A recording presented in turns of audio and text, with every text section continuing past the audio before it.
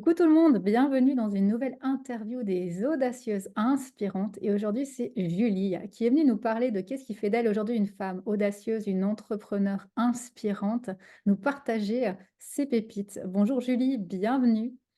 Et bonjour Christa. Merci d'avoir accepté de partager avec d'autres femmes, d'autres entrepreneurs, ton parcours ou quelques pistes pour les inspirer, les aider à leur tour à oser, à prendre leur place, à passer à l'action, à vivre une vie qui soit épanouissante. Alors, avant que tu nous révèles tes secrets, tes pépites, je vais te présenter brièvement aux personnes qui vont te découvrir aujourd'hui.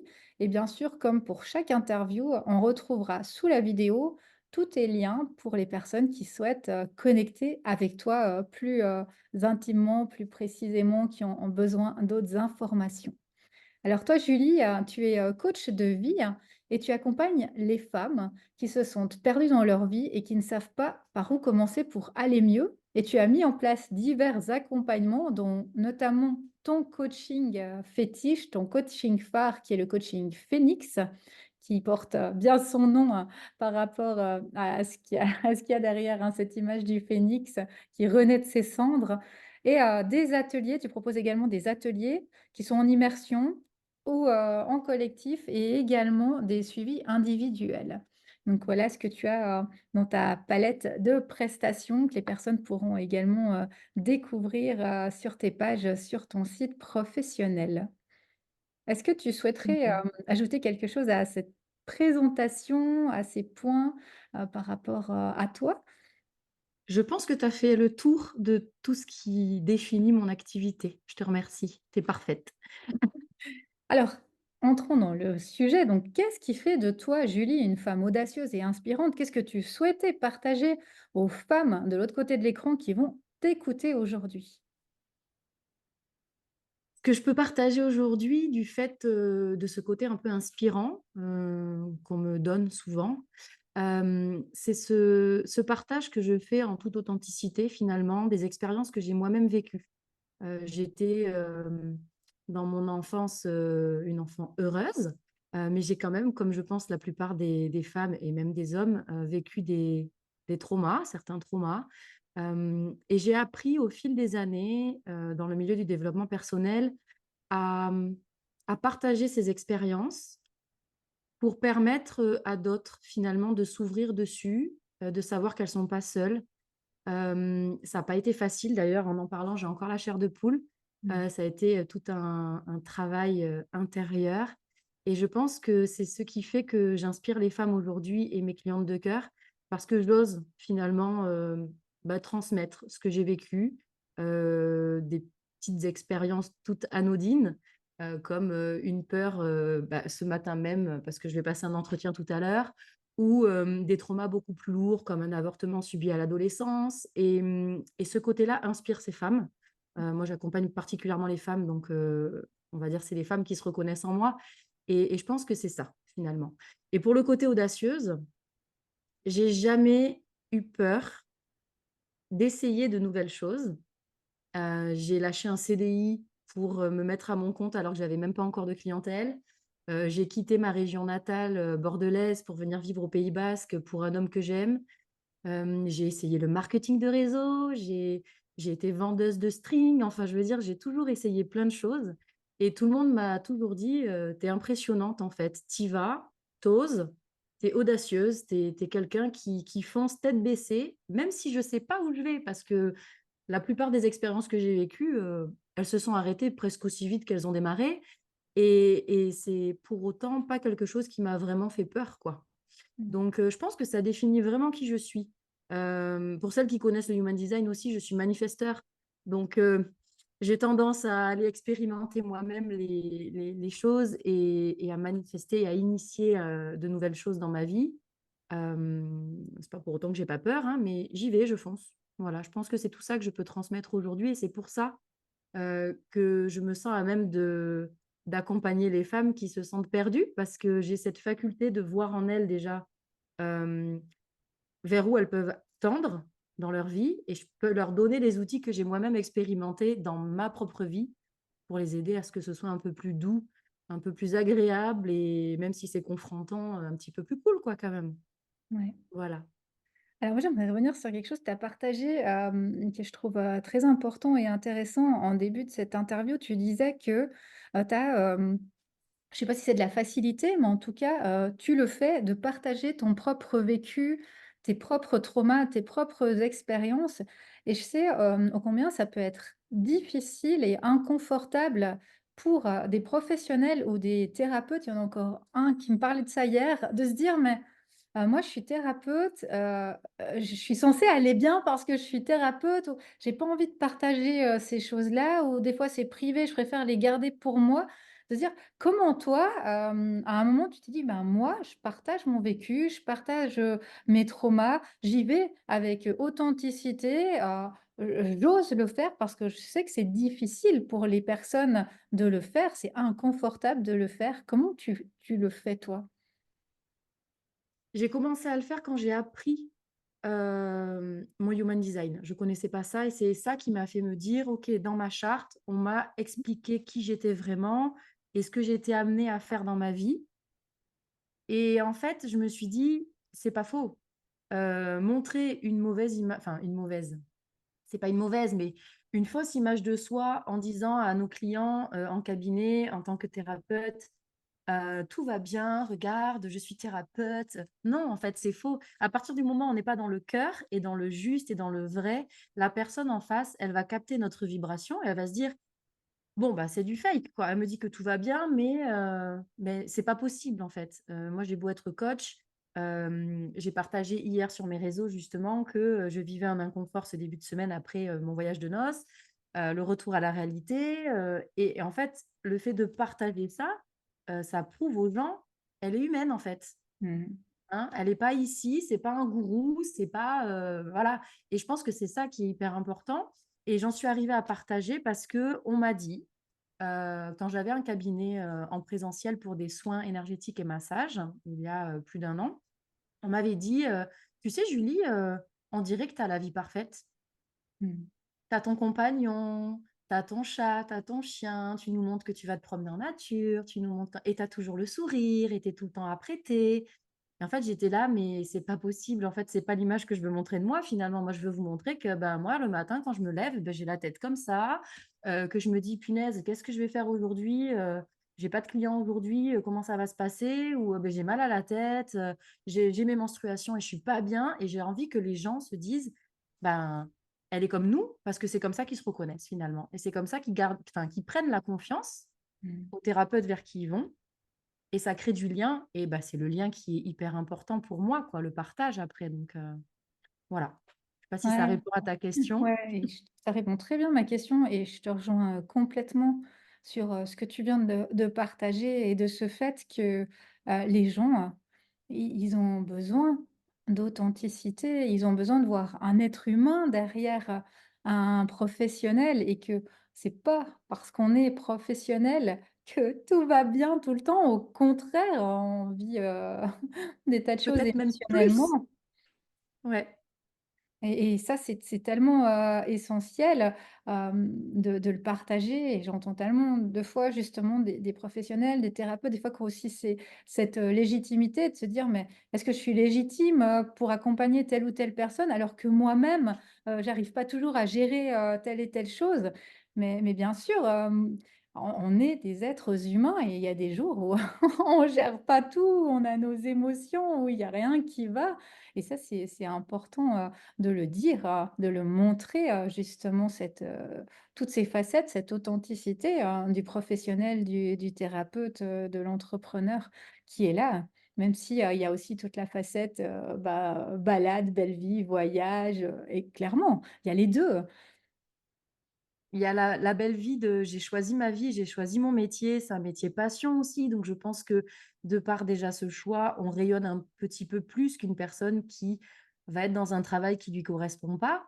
Mais c'est sûr que ça peut même nous amener encore plus d'inconfort parce qu'on est thérapeute ou coach et donc on a conscience de tous les traumas qu'on peut avoir vécus et on met le doigt dessus peut-être plus que certaines personnes qui sont pas ici pour traiter ça de leur vie, quoi. Donc je te rejoins aussi. Mais c'est là où l'authenticité est hyper importante la transparence. Après, il y a des personnes qui ont, le canal de la communication qui va être plus ouvert que d'autres et qui vont avoir plus de facilité, comme moi, à partager ça. Mais je te cache pas que, il y a des critiques et il y a cette peur de se dire: je vais partager, ce que je vis sur, internet», que ce soit, sur une section blog d'un site internet ou sur, les réseaux sociaux et peu importe lequel, et de se dire, «Bah, les gens vont penser quoi de moi? Que je suis superficielle et que je raconte ma vie?» Donc ça fait remonter plein de choses aussi, mais si le but profond est de permettre aux personnes qui vont pas le voir de cette façon-là, mais qui vont le voir de façon positive, que ça leur permette d'aller mieux, à partir de là, je suis prête, moi, à subir toutes les critiques possibles, difficilement pour certaines, mais voilà, je pense que, c'est hyper important. Ouais, ce que tu partages là, je le trouve essentiel. Je partageais, aussi hier avec justement ce client qui me disait: «Mais moi, j'ai peur, du regard, des autres, sur moi, des critiques si je parle de telle ou telle facette», et je lui disais vraiment, comme tu viens de le dire, que pour moi, quand on partage avec son cœur, ce qu'on vit, quand on partage quelque chose, c'est pour aider les autres, et que si cette chose qu'on partage, ça peut résonner chez une personne sur cette planète qui se dira: «Mais waouh, ça me parle». Mais, c'est pour moi, c'est essentiel, et que la critique, elle fait partie, finalement, du chemin. Dès le moment où on se rend visible, dès le moment où on partage des choses, dès le moment, où on prend notre place, mais c'est inévitable qu'on va déplaire à certaines personnes. C'est inévitable qu'on va attirer, la critique, vers nous, et pour moi aussi, ça fait partie, de prendre sa place, que de se dire: «Ben, je déplais, et tant mieux, ça veut dire que je suis là, que j'existe, et que j'amène quelque chose, parce que, on me voit, sous ces facettes-là», et c'est aussi inconfortable, hein, d'avoir des critiques, Mmh. d'avoir des petits mots, de recevoir certaines choses des fois, de dire: «Pourquoi tu fais ça? Pourquoi tu dis ça? Pour qui tu te prends?» Mais c'est vrai que si ça peut accompagner quelqu'un, et si on le fait avec notre cœur, ben, pour moi, la critique, elle passe en deuxième. Je suis d'accord. Je sors souvent à mes clientes qui se mettent à leur compte et qui ont cette peur aussi. Imagine Michael Jackson ou, Beyoncé. Allez, on va prendre l'énergie de Beyoncé parce que c'est une femme et parce qu'elle est puissante quand on la regarde comme ça en haut. Heu, Combien de critiques positives elle a et combien de critiques négatives elle a? Et pour autant, tu pas avoir cette espèce d'énergie de feu qu'elle a, et puis elle impacte du monde, elle fait danser, elle met une énergie. Quand tu la mets le matin dans ta salle de bain, tu te sens powerful quoi, tu vois? Tu te sens bien et pour autant, elle se fait cracher dans le dos, tous les jours par des millions de personnes parce qu'elle est mondialement connue et est-ce qu'elle s'arrête là, quoi? Bah non. Donc ouais, je te rejoins encore une fois sur ça. Savoir accepter la critique et puis, se dire, «Est-ce que moi, ça va me changer ma vie, que quelqu'un me critique?» Si je suis dans le juste et dans mon cœur, comme je disais tout à l'heure et dans mes bonnes vibes, c'est OK qu'on me critique. Mais c'est pas facile. Je Non, le c'est vis pas encore des fois, hein, tout le ouais. monde. Non, non, c'est pas facile, exact. Et puis une autre chose que tu as partagée et sur lequel j'aimerais revenir pour terminer, cette interview, c'est celle de oser, de cette audace, de dire, «J'y vais», malgré les peurs, et tu partageais encore que tu avais un entretien, enfin un entretien de job aujourd'hui, que oui, tu as peur, mais voilà, tu y vas, et j'avais envie de venir vers toi pour avoir un peu des pistes ou des clés pour les personnes qui se disent: «Ah bah, Julie, elle a de la chance», ou je sais pas comment elle fait, parce que moi, ben, quand j'ai les peurs qui viennent, ça me bloque. J'y vais pas, j'arrive pas à avoir cette audace, j'arrive pas à passer à l'action, je me sabote. Comment, tu fais toi? Est-ce que tu as une petite astuce, Julie, quand tu dis: «Bah, ouais, c'est clair, j'ai peur, mais ça m'empêche pas de passer à l'action». Qu'est-ce qui fait que tu arrives à dompter cette peur ou à dépasser cette peur pour y aller? Alors il y a plusieurs choses. La première, je me dis que si j'y vais pas, dans ma vie, il y a rien qui va changer Mmh. et je me pose cette question: «Est-ce que j'ai vraiment envie de rester figée là où je suis aujourd'hui? Ou est-ce que ça vaut le coup de peut-être me prendre un mur, mais de me dire: "Ouais, mais j'ai essayé et la prochaine fois, bah, le prochain entretien ou la prochaine expérience vécue, je serai un peu plus forte et puis je me dirai: "Ben, j'avais fait cette erreur, la prochaine fois, je la ferai pas, donc j'apprends"». Ça, c'est la première chose. Et la deuxième chose que je conseille, aux personnes, qui se sentent comme ça et qui vivent ces expériences-là, c'est de prendre le temps de se poser avant de vivre cet entretien. On va partir sur un entretien d'embauche, par exemple. De venir respirer à l'intérieur de soi, de se dire: «OK, tout va bien», se rassurer, travailler sur son système nerveux pour essayer de retomber, très important, de se mettre en bonne condition. Si on arrive à un entretien comme ça en panique, l'employeur va le sentir de suite et du coup, ça va être en notre défaveur. Donc venir en soi, se poser et moi, je me connecte aux éléments. Mmh. C'est une de mes particularités dans mon accompagnement, c'est que je travaille certes sur le développement personnel, donc il y en a beaucoup qui vont avoir la critique de dire: «C'est un peu perché», mais moi je reviens toujours au corps et au fait qu'on est incarné ici sur terre et donc on vient se connecter avec les éléments. Donc ce matin, par exemple, je savais que j'avais le podcast avec toi enregistré aujourd'hui et mon entretien cet après-midi. Je me suis connectée à l'élément de l'air qui est connecté à la communication. Et du coup, je suis allée me mettre en montagne où il y a du vent et j'ai travaillé ma voix avec les chakras et cetera et je viens essayer de trouver une technique qui va me permettre d'aller vers l'objectif que j'ai aujourd'hui. Donc moi, c'est ma communication. C'est parler de moi aujourd'hui pendant le podcast, c'est parler de moi pour mon entretien, donc c'est la communication tout en restant ancré à qui je suis et donc l'élément de la terre. Et c'est comme ça que je travaille mes clientes et c'est comme ça que moi, personnellement, j'arrive à revenir ici et me dire: «Bon, je suis à ma posture d'entrepreneur ce matin. Je serai dans ma posture de salarié cet après-midi pour un poste. Et c'est juste et c'est OK. Et je suis qui je suis et je reste comme ça. Et je ne ferai pas volte-face je vais montrer une personnalité qui est pas moi, quoi. Encore une fois, authenticité et Mmh. transparence. Voilà. Ouais, j'aime beaucoup cet alignement et ce que tu partages là dans tes tips, dans ta façon de faire avec ces éléments, vraiment, de pouvoir connecter avec la matière, avec le concret pour, s'imprégner de ces énergies, aller voir de quoi on a besoin au moment où on a peur. C'est OK, j'ai besoin parce que je dois aller parler, parce que je dois peut-être faire une action et se dire: «Ah, je vais chercher l'énergie qui va avec ça».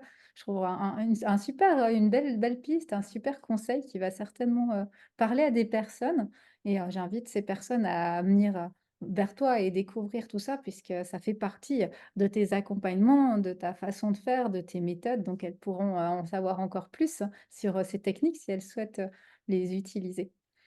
Ben, Merci. merci beaucoup d'avoir pris, ce temps, avec, moi aujourd'hui pour partager, tes pistes, pour partager, ta façon de faire. J'en suis sûre, ça va amener des clés à des femmes, qui se reconnaîtront, certainement, dans tes facettes et qui se diront: «Bah, moi comme Julie, là j'y vais, j'ose, je passe à l'action, je parle de moi, je reste authentique, je me connecte, aux éléments et j'avance dans ma vie», parce que c'est comme ça, comme tu l'as très, très justement dit, que les choses, elles peuvent changer. Si on ne change jamais rien, notre vie, elle restera toujours la même malgré toute la volonté qu'on a de vouloir changer. Si on ne passe pas à l'action, si on ne met pas en place des choses, il ne se passera rien. Merci Julie. Exactement. Merci beaucoup, Christa.